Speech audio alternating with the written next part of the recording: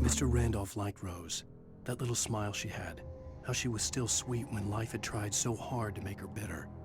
It wasn't any of his business what she did in her trailer, but those strangers, the writer and his smart-ass sidekick, looked like trouble, and they'd been in there for hours, way past her normal bedtime. He reached for the phone and called the sheriff's station. For decades, the darkness that wore Barbara Jagger's skin slept fitfully in the dark place that was its home and prison. It was hungry and in pain.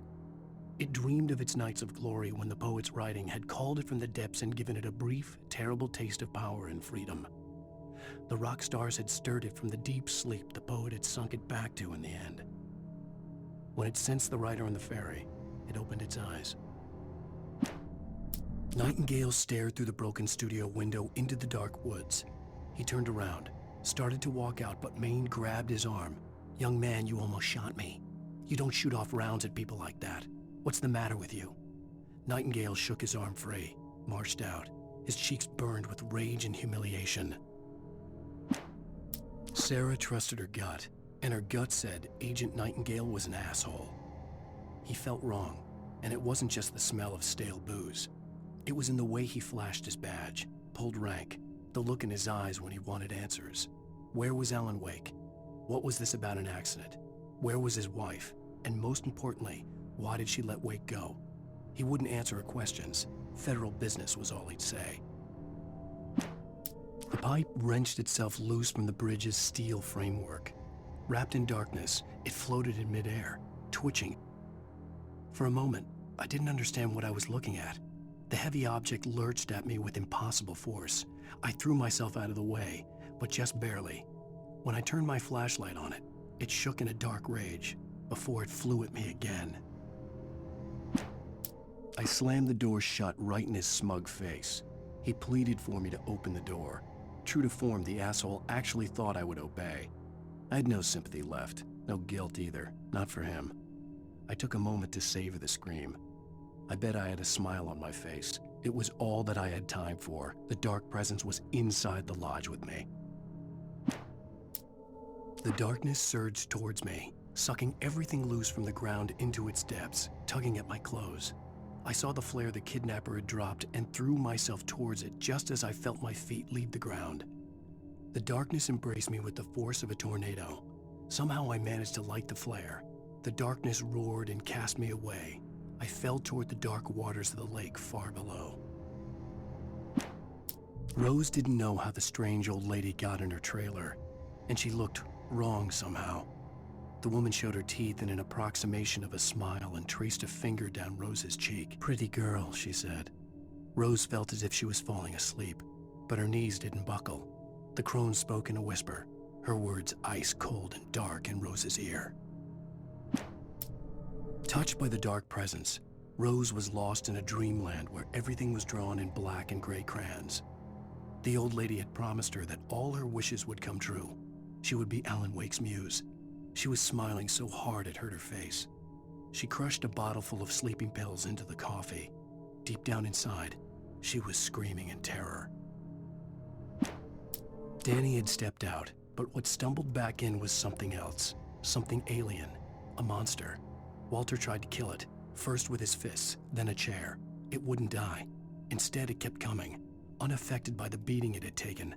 After Walter managed to kick it down the cellar stairs, fear took over. He ran, got behind the wheel, gunned the engine. The booze wouldn't make him forget, but he knew he had to try. The bulldozer's engine roared to life. Mud and rocks flew as it fought for traction. It crashed through the concrete wall and landed heavily in the yard. If it were an animal, it would have shaken its head after the impact, fixed its eyes on me, and charged. Of course, it had no head, nor eyes. Shadows crawled on its form, twisting it into a monster. Then, it came for me. Even after all this time, hearing the Night Springs theme caused a surge of conflicting emotions in me. It'd been my first real writing gig. Barry had known a guy who knew a guy, and suddenly I'd been a semi-regular writer on the show. I'd always been ashamed of the job. Felt it was trash. I'd wanted to be an artist, a novelist. I'd been naive back then. It had taken a long time to learn to be proud of the work. With Nightingale gone and the night wind blowing in through the broken studio window, Maine stared at Sarah. The sheriff looked away. Maine's voice shook with barely controlled anger. "That boy's doing more drinking than thinking. I hope you know what you're doing, Sarah. He's got a sickness in his eyes. You take my word for it. He wants Wake for a reason, and it's not for anything good." When Thomas Zane fell for Barbara Jagger, it happened fast. She was young, vibrant, and beautiful, full of life. He had never been a very happy man, and without any seeming effort, she had changed all that.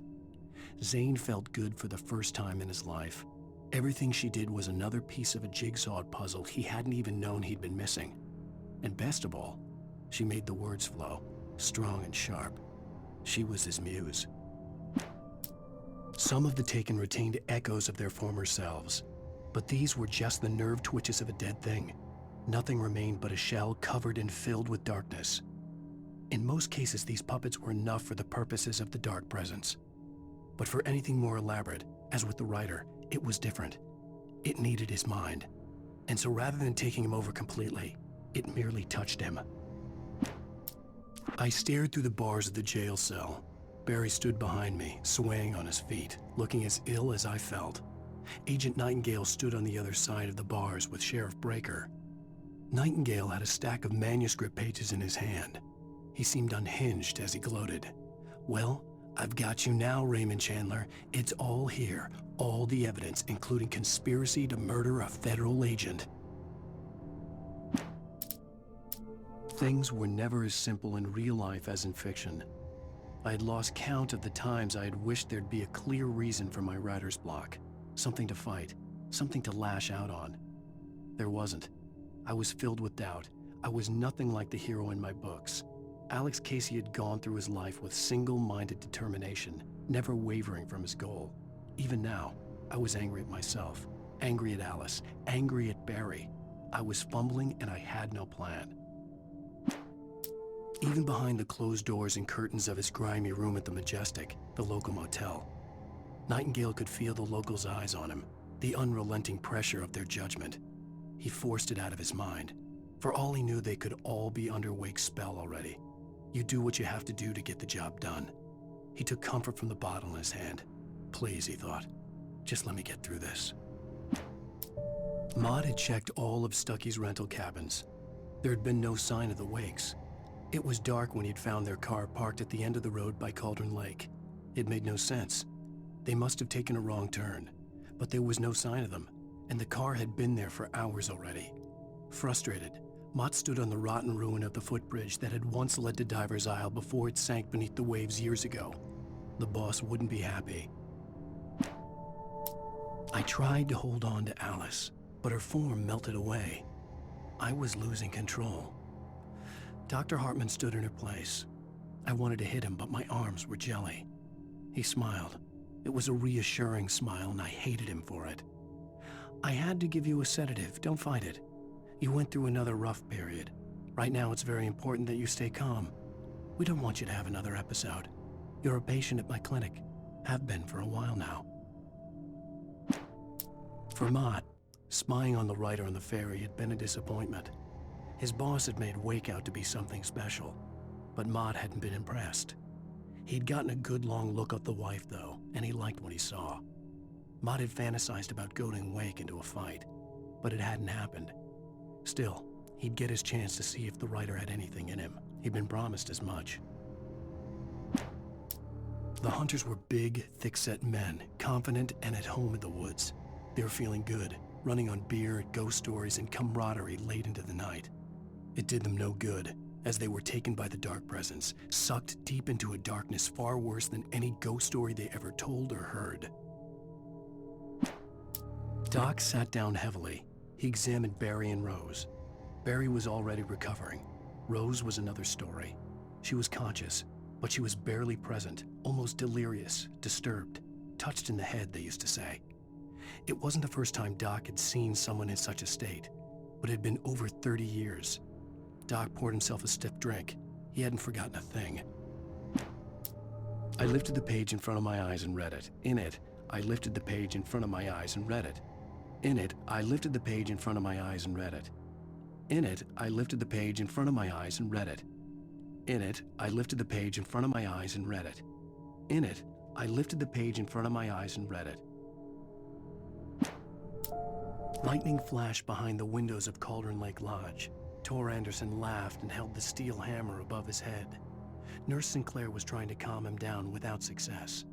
Tor grinned madly and shouted, "My hammer's up. Here's a friendly poke from Molnir, wench." He brought the hammer down with all his might on Sinclair's head. "We're on a comeback tour, baby."